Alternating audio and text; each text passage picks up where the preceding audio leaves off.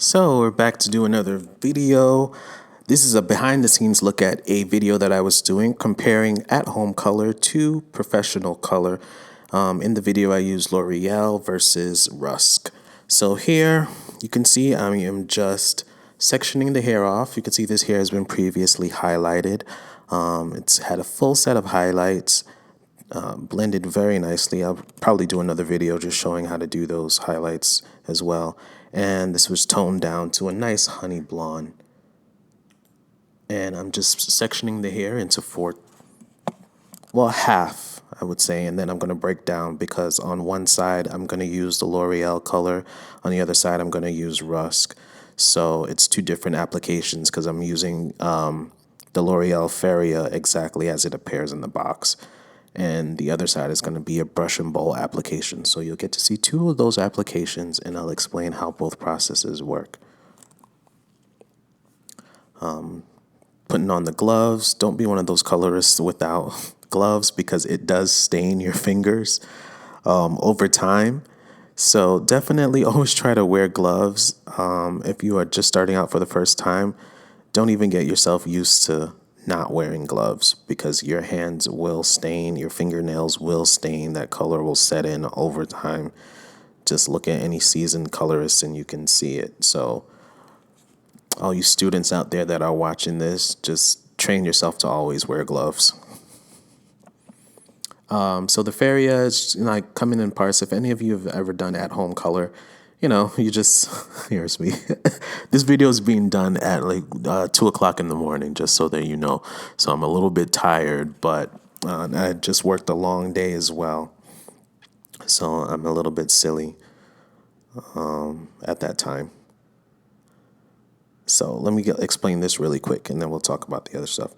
So right now I'm blocking the frame, but you use the nozzle to kind of part the hair, and then as you're pulling, like you start from the back of the section, push the nozzle forward, parting the hair, and then you squeeze the bottle and apply the formula. And as you're pulling the section back, doing it this way allows you to kind of move through the hair really quickly and easy and evenly.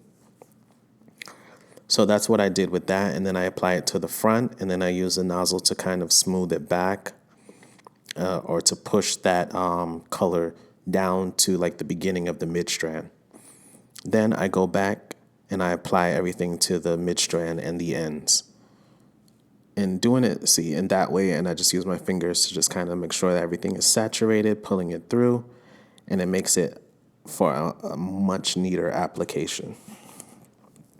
So if you're somebody that's using box color at home, or if you're a professional just using a bottle application, try to mirror this application because it does give you the neatest and the most consistent results, and it also helps you to move very quickly.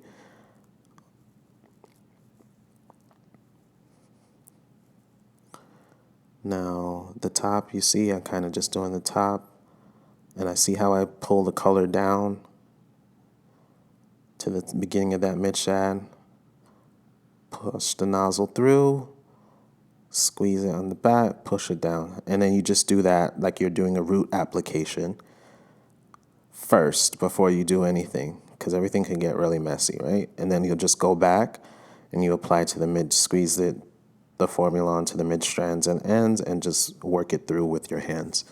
So coloring is a lot about working with your hands and making sure that you're getting all those strands saturated, because nothing is more horrifying than completing a full color application and realizing that there's a couple of strands that are still light or still dark, depending on what you're doing. And all of that is just from not massaging the color through right, making sure that it's fully saturated. So as I was saying, like when you color, find ways to inspire you. Sometimes, especially during this pandemic and everything, you're at home. A lot of people are feeling kind of disconnected, especially if you're an artist or you have another job or something like that, and you're realizing, man, I'm not feeling well, I'm not doing it. It's because you're not doing what your passion is. You're not working. So just grab a mannequin and just do some work. Even if your client list is down right now or it's not as busy, just grab a mannequin and just start working.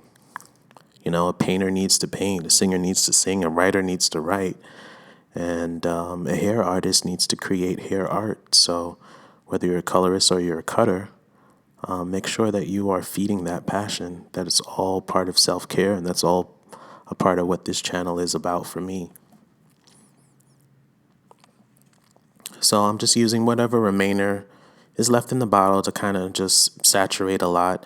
There's still going to be a whole lot left because this is meant to do a full head and I'm only doing half a head. So I twist that up, get that out of the way, and as you can see, for the most part, it is very nice, neat, and clean, except for the back where the hair was just touching on that. So I go back through, I separate the hair, massage everything through, and I'm just showing you just the glass. Now we're doing the Rusk Deep Shine, and I'm just showing you here that the Rusk contains different indications.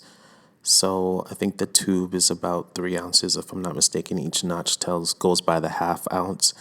So this is a bowl application, and I do have a scale. Some people measure, some people weigh. I tend to like to measure more than I weigh. And then this is just me showing how to weigh using the scale. I feel better about weighing the liquid than I do about like the creams or the powders. And I just whisk it up. As you can see, the formula is nice and thick. It doesn't move. That's a really good cream consistency. On this other side here, I washed out the color because it already processed by that time. I'm just putting the leave-in conditioner, or I'm just leaving in the conditioner, rather, I should say, and combing it through here, and just let that have a nice deep conditioning treatment while I apply the rust color to the other half of the head. Twist that up out the way, and now it's time for the other side. Wow, you can really see the highlights on this. I think I'm going to do another video just showing you how to do like highlights, how to do a nice foil application. It looks really nice and natural, and I did that as well.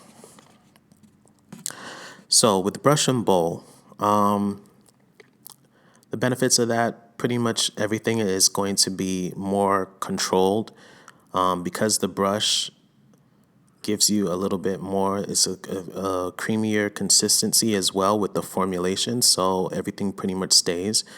When you are doing a brush and bowl application, you want to make sure is that you don't put too much color on your brush because that can make everything get really, really messy. Remember that you have more in your bowl, so there's no need to really fully saturate your brush and try to get everything done as quickly as possible. Consistency is the key, and also neatness is the key. The neater that you work, the faster that you'll get, because you'll just work everything into a system. Now, normally I would start this from the back and then work my way up the head, but I was just trying to figure out the best angles to kind of capture all of this on camera. But here you see I finally switched back to the back, and this is normally how I would start. So I would take the brush, outline my quadrant. If you're just curious to know what brush I'm using, it's a Fremar brush. I think it's the Big Daddy is what it's called. And then I will, almost like I'm doing a root, but instead, since it's a single process, I just go down the entire strand one time. Now, the reason I didn't do that with the bottle was just because the consistency of the bottle, it was too runny, so it was a lot easier to do it the other way. But with the brush, because everything pretty much stays on the brush, you can go down and not worry about making a huge mess.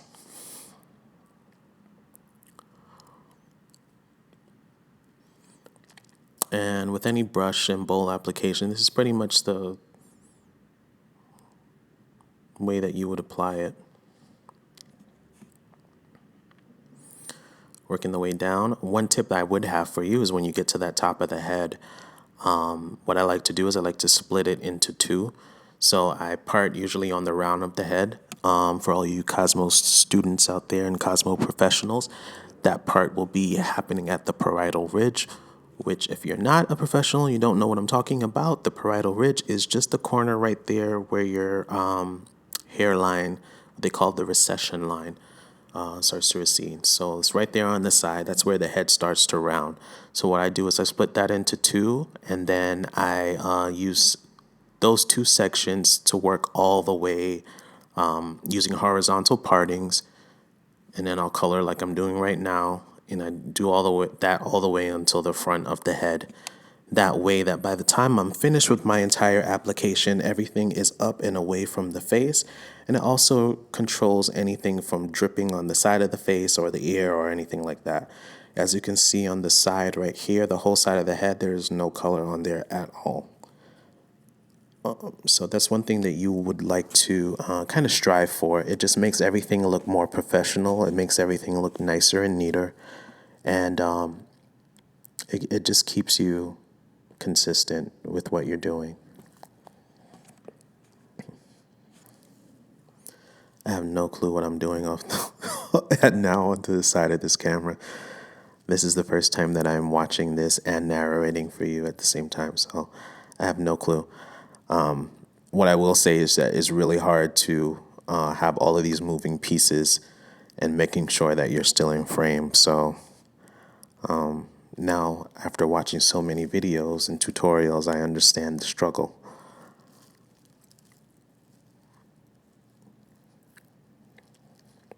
So you see how that's all going back and away to the face.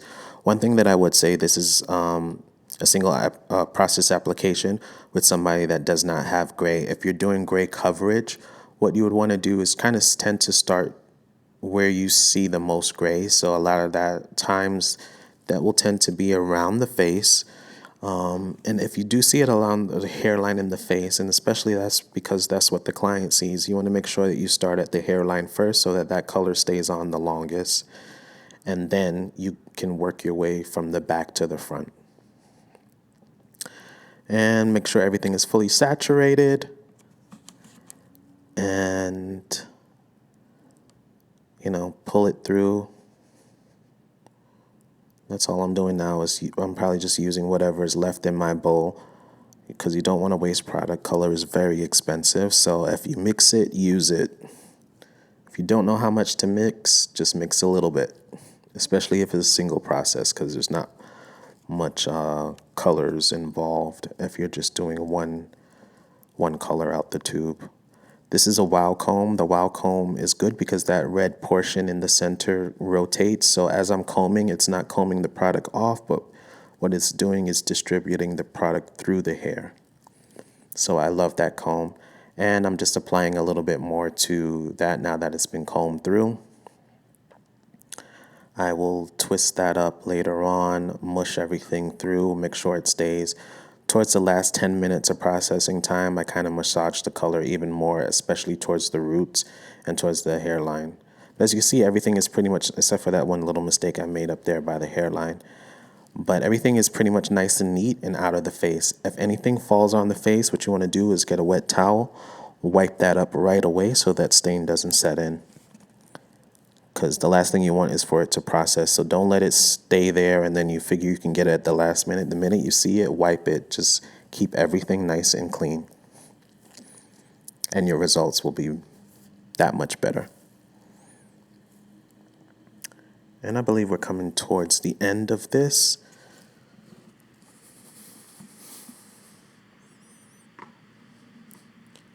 Pretty soon.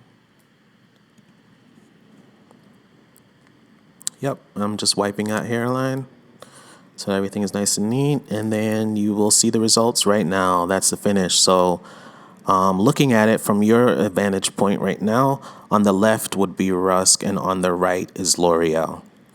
On the mannequin, it's actually reverse. So that's the finished application. If you want to see the video should be attached here. You can see where I explain the differences between the two. So like, comment, and subscribe. Thank you for watching.